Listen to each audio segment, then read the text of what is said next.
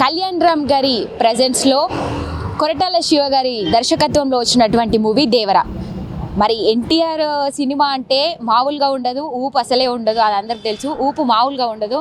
మరి జనాలు ఎన్టీఆర్ అంటే అసలు ఎగబడి చూస్తూ ఉంటారు, అది అందరికీ తెలుసు. మరి కొరటాల శివ గారి వచ్చినటువంటి దర్శకత్వంలో దేవరా ఏ విధంగా ఉంది, ఎట్లా ఉంది, ఫస్ట్ హాఫ్ ఏ విధంగా నడిచింది, సెకండ్ హాఫ్ ఏ విధంగా కొనసాగింది, ఇవన్నీ విషయాలు తెలుసుకునేటువంటి ప్రయత్నం చేద్దాం. ప్రస్తుతం మనము ఐమాక్స్ థియేటర్ దగ్గర ఉన్నాము. ఇక్కడ వాళ్ళ ఫ్యాన్స్ ఉన్నారు, సినిమా చూసి వచ్చారు. ఎట్లా ఉంది ఏంటి అడిగి తెలుసుకునే ప్రయత్నం చేద్దాం. నమస్తే అండి, మీ పేరు? నా పేరు షౌకత్ అండి. ఎట్లా ఉంది దేవరా మూవీ, ఎట్లా అనిపిస్తుంది? అంటే ఒక గూస్ బంప్స్తో పాటు ఫైర్ సినిమాలో బాగా ఫైర్ కనిపిస్తున్నట్టుగా అయితే తెలుస్తుంది. మరి మీరేం చెప్తారు, సినిమా చూసి వచ్చారు? గూస్ బంప్స్ ఫైట్స్ ఏం లేవు, కానీ మూవీ ఫస్ట్ హాఫ్ వచ్చేసి ఎమోషనల్గా కనెక్ట్ అవుతుంది. సెకండ్ హాఫ్ వచ్చేసి అటు ఎమోషనల్ కాకుండా ఇటు కామెడీ కాకుండా కథపరంగా కనెక్ట్ అవుతుంది. సో ఓవరాల్గా స్టోరీ ఏమి, what is the story? So consignment అంటే మారణాయుధాలు ఒడ్డుకు తీసుకుని రావాలా, లేకుంటే మారణాయుధాలని ఆ వ్యాపారం చేయకుండా చేయాలా అనేటువంటి కాన్సెప్ట్తో ఉన్నటువంటి వ్యక్తి దేవరానా, ఆ దేవరికి సపోర్ట్ చేసినటువంటి కొడుకు వరానా, లేకుంటే ఆ వరని నాశనం చేయడానికి ఉన్నటువంటి వ్యక్తి మన ఈ సైఫ్ అలీ ఖాన్ అనేటువంటిది. ఈ కథతో నడిచినటువంటి స్టోరీ ఏంటంటే దేవరా. అండ్ ఓవరాల్గా చాలామంది నెగిటివ్ రూమర్స్ ఇస్తూ ఉన్నారు. నాకు అర్థమవుతలేదు ఎందుకో, మరి అది ఎందుకు నెగిటివ్ ఇస్తున్నారో అర్థం కాలేదు. బట్ ఓవరాల్గా నాకు నెగిటివ్, ఇందులో మూవీ నెగిటివ్ ఏంటి అని అంటే, ఆ ఎందుకు పుట్టిందో సాంగ్ పెట్టే నాకు అర్థం కాలేదు, టు బి ఫ్రాంక్. ఆ ఎందుకు దూరిందో ఆమె జాన్వీ కపూర్ సాంగ్, అది ఆ సాంగ్ వదిలేస్తే భయ నిజంగా సెకండ్ హాఫ్లో ఓవరాల్గా కథపరంగా అయితే సూపర్ సినిమా. అండ్ ఎన్టీఆర్ది ఫస్ట్ దేవరాలో మాడ్యులేషన్ ఉంటుంది, వాయిస్ మాడ్యులేషన్. ఒకవేళ ఆ వాయిస్ మాడ్యులేషన్ లేకపోతే మళ్ళీ సినిమా కింద మీద అయిపోయేది. జాన్వీ కపూర్ తెలుగులో నటించినటువంటి సినిమా ఇది మొదటి సినిమా. ఎట్లా నటించింది ఆవిడ? అంటే ఒక శ్రీదేవి గారి కూతురు, అసలు శ్రీదేవి గారు అంటేనే అతిలోక సుందరి, అలాంటి ఆవిడ కూతురు మరి నిజంగానే నట విశ్వరూపం చూపించిందా, లేకపోతే ఏ విధంగా ఉంది ఆమె? పొంగి పొర్లి సముద్రంలో కొట్టుకుని పోయింది. అసలు నాకు అర్థం కాలే అది. ఆ సాంగ్ నాకు ఇప్పుడు అర్థం. జాన్వీ కపూర్ పైన నాకు కోపం లేదు, కానీ ఆమె యొక్క క్యారెక్టర్ డిజైన్ కోపం లేదు, కానీ ఆ ఎందుకు పుట్టిందో సాంగ్ ఎందుకు దూరిందో ఆ సినిమా నాకు అర్థం కాలే. వదిలేద్దాం అమ్మా జాన్వీ కపూర్ గురించి, నాకు పెద్దగా అది నచ్చలా. ఎన్టీఆర్ యాక్టింగ్ గురించి మనం ప్రత్యేకంగా మాట్లాడుకోవాల్సినటువంటి అవసరం అయితే లేదు, కానీ ఎట్లా ఉంది కథాపరంగా? మీరు బాగుందన్నారు, ఎట్లా నడిచింది? ఫస్ట్ హాఫ్ ఎట్లా ఉంది, సెకండ్ హాఫ్ ఏ విధంగా? చెప్తున్నా కదమ్మా, ఫస్ట్ హాఫ్లో మనం ఎన్టీఆర్ నటన పక్కన పెట్టేసుకుంటే వాయిస్ ఆ సిచ్యువేషన్కి వస్తుంది. అది ఒకటేసారి వితిన్ ఫ్రాక్షన్ ఆఫ్ సెకండ్స్లో రెండు బేస్ వాయిస్తో మాట్లాడడం అనేటువంటిది అలా జరగకపోయింటే, అలా మాట్లాడకపోయింటే, అది ఎవరిచ్చారో నాకు తెలీదు, మరి ఆయనే బిల్డప్ చేశాడో తెలీదు. అలా చేయకపోయింటే మళ్ళీ సినిమా పోయేది. అండ్ పార్ట్ 1 ఏంటి అని అంటే, అదే చెప్తున్నాను కదా, పార్ట్ 1 యొక్క గూస్ బంప్స్ పార్ట్ 2లో ఉండదు, క్లైమాక్స్లో వస్తాయి గూస్ బంప్స్. అసలు సస్పెన్స్ చెప్పాలా? సస్పెన్స్ అని కాదు, ఇప్పుడు దీంట్లో డబుల్ రోల్ చేశారు ఎన్టీఆర్ గారు. ఎట్లా ఉండింది? ఎట్లా ఉండింది? డిఫరెన్స్ ఏ విధంగా ఉండింది? మీకు ఏమనిపించింది డిఫరెన్స్? సో ఫస్ట్ వచ్చేసి ఒక గంభీరంగా ఉంటుంది.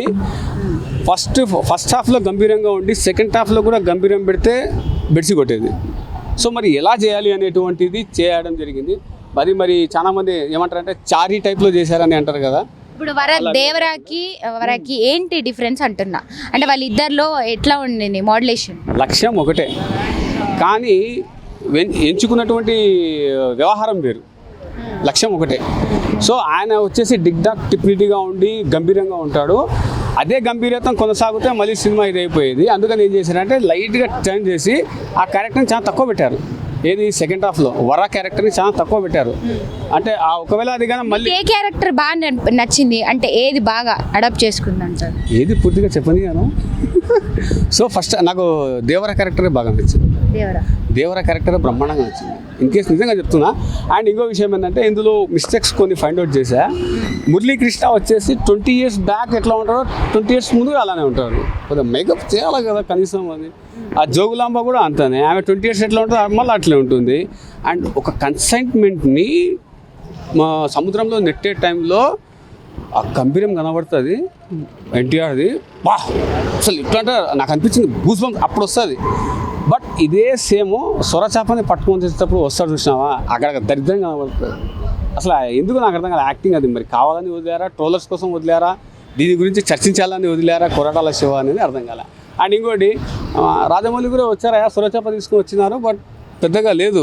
సొరచాప ఛత్రపతి శివాజీలో అంత పెద్దగా లేదు, కొద్దిగా తగ్గింది అది. బాహుబలి రేంజ్ లో ఉందంటున్నారు మూవీ, ఎట్లా ఉంది అట్లా? సార్ కెమెరామ్యాన్ ఫోకస్ పక్కన పెట్టి నేను అనలేదు, నేను రాజమౌళి గారు వచ్చారు సొరచాప తీసుకుని వచ్చారు అని చెప్పిన. ఎలా అనిపించింది ఓవరాల్ గా సినిమా? అనిరుద్ధ్ గారి బీజిఎం ఎలా ఉంది? ఈ నీట్గా నింపాదిగా సముద్ర బ్యాక్గ్రౌండ్కి తగ్గట్టే కొట్టాడమ్మా. ఫస్ట్ టైం నాకు బాగా నచ్చింది, చెవులకు చిల్లులేం బళ్ళ. అండ్ ఇంకోటి విషయం ఏంటి అంటే ఇందాకేదో అడిగారు మీరు, ఇంకోటి ఏదో అడిగారు. రేంజ్ లో ఉందన్న ఓవరాల్ గా సినిమా ఎలా ఉంది? ఓవరాల్గా సినిమా బాగుందండి. ఓవరాల్గా ఇప్పుడు ఆడియన్స్ నేను చెప్పేది ఒకటే, మాకు ఇంకా కావాలి అని అంటే అది తిన్న అన్నం కూడా వాంతిగా అయిపోతుంది, అవునా కదా? తినేది కూడా వాంతిగా వచ్చేస్తుంది అది. సో ఎంత లిమిట్లో తినాలో అంత లిమిట్లో తింటే వంట పడుతుంది. ఏ విధంగా చూడాలో మీరు ఆ విధంగా చూడాలి. అంటే ఇప్పుడు మీరు అంటుంది ఏదైతే కొరటాల శివ గారు అంటే జనాలకి ఎంతవరకు కావాలో అంతవరకు ఆడియన్స్కి అర్థమయ్యే విధంగా, ఆడియన్స్కి ఎక్కే విధంగా అంతవరకే చూపించారంటారా? ఫైనల్గా సస్పెన్స్ రివీల్ చేస్తామమ్మా. మీ ప్రశ్నలు కానీ నాకు పూర్తిగా చెప్పనీయడం లేదు. ఫస్ట్ ఆఫ్ ఆల్ మొదటి క్యారెక్టర్ చనిపోతుంది, దేవరా చనిపోతాడు, వర కూడా చనిపోతాడు. ఆ పార్ట్ 2 ఎట్లా తీస్తాడు అనేది అర్థం కాల. నీకు వర ఏం చేస్తాడు తెలుసా?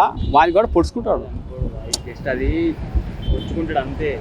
అది ఇప్పుడు దేవరా కూడా పొడుచుకుంటాడమ్మా. ఏం చేశాడు? చనిపోయినాడని చూపిస్తాడు, వీడు కూడా పొడుచుకుంటాడు. సో అది చనిపోయినాడని అనుకుందాం. పార్ట్ 2 ఎట్లా తీస్తాడు అనేది అర్థం కాల. అదే ట్విస్ట్ మరి అలా అట్లనే ట్విస్ట్ అసలు మళ్ళీ క్యారెక్టర్ ఎవరిని తీసుకొని రావాలనుకున్నారో నాకు అర్థం కాలే. బట్ సైఫ్ అలీ ఖాన్ని మట్టు సేఫ్గా పక్కన పెట్టారు. మైట్ బి సైఫ్ అలీ ఖాన్తో నడిపిస్తే కూడా హీరో రావాలి కదా, మరి ఎవరు వస్తారనేది. మరి అభిరామ్ వస్తాడేమో చూడాలి, ఆయన కొడుకు వస్తాడేమో చూడాలి దేవరా పార్ట్ 2కి అని అనిపిస్తుంది ఇదైతే. ఓకేనా? రైట్. జాన్వి గారి క్యారెక్టర్ అంటే ఎంత పుడుతుంది ఆమె గురించి, అంటే ఎంతవరకు చూపించారు ఆమెని, ఎంతవరకు చూపించాలంత కొద్దిపాటి క్యారెక్టరే ఉందా? ఇట్లా అసలు అది నాకు తిక్కలేస్తుంది మా జాన్వి. ఒక సాంగ్ లో మాత్రమే కనిపించారు. ఆ సాంగ్ దరిద్రం ఒక సాంగ్ నాకు అది నచ్చలేదమ్మా, నిజంగా చెప్తున్నా. జాన్వీ కపూర్ జస్ట్ ఒక 2 minutes ఏమో ఉంటుంది అంతే. 2 minutes ఒక సాంగ్ ప్లస్ 3 minutes 5 minutes 2 minutesలో ఓకే పర్వాలేదు. ఆ సాంగ్ వల్ల నాకు చాలా ఇరిటేషన్ వస్తుంది, నిజంగా నాకు సాంగ్ వల్ల చాలా ఇరిటేషన్ వస్తుంది. ఎందుకు పుట్టింది, ఎందుకు దూరింది, ఎందుకు వచ్చింది, అమ్మా అనవసరంగా మాకు అనవసరం. అది మేము ఎందుకు థియేటర్లో దూరినా కూడా పార్ట్ 2 మీద మీ ఎక్స్పెక్టేషన్స్ ఏ విధంగా ఉన్నాయి? అసలు ఎక్స్పెక్టేషన్స్ కాదు, ఏ సినిమా స్టోరీ గురించి నేను పెద్దగా ఆలోచించలేను. కానీ దీని గురించి పిచ్చిగా ఆలోచించాల్సి వస్తుంది. ఏం పెట్టినాడు అనేటువంటిది, ప్రధానమైన క్యారెక్టర్ లేకపోతే కూడా కథ ఎట్లా తీసుకుని వస్తాడు పార్ట్ 2 అనేటువంటిది పెద్ద సృష్టి ఉంది. మరి బ్యాక్డ్రాప్ ఏమైనా కథ ఏమైనా ఉందా అంటే అట్లా ఆలోచించింది లేదు, ఇట్లా అది ఆయనే అడుగుదామమ్మా. పార్ట్ 2కి వస్తే ఆయన చూసి మరి చెప్తాం, లేకపోతే ముందుగానే అడుగుదాం ఆయనకి. సార్ ఎట్లా ఎన్నిసార్లు చూడొచ్చు మూవీని, ఎన్ని టైమ్స్ చూడొచ్చు, మీరు ఎంత రేటింగ్ ఇస్తారు? సో నేను 7కి 7 రేటింగ్ ఇద్దాం అనుకున్నా. సముద్రం బ్యాక్డ్రాప్ 7 సముద్రాలు మన దగ్గర ఉన్నాయి కాబట్టి 7 ఇచ్చేసినాను. ఎనీ టైం చూడాలా అంటే బడ్జెట్లో ఉంటే 2-3 సార్లు చూడొచ్చు, ఓవర్ బడ్జెట్ అయితే ఒకసారి చూడొచ్చు. ఇది థ్యాంక్ యూ. సో చూస్తున్నారు కదా, ఏదైతే దేవరా మూవీ ట్విస్ట్లు అయితే బాగానే అనిపించింది, కానీ అంటే చూడొచ్చు 1-2 సార్లు అన్నట్టుగా ఉంది.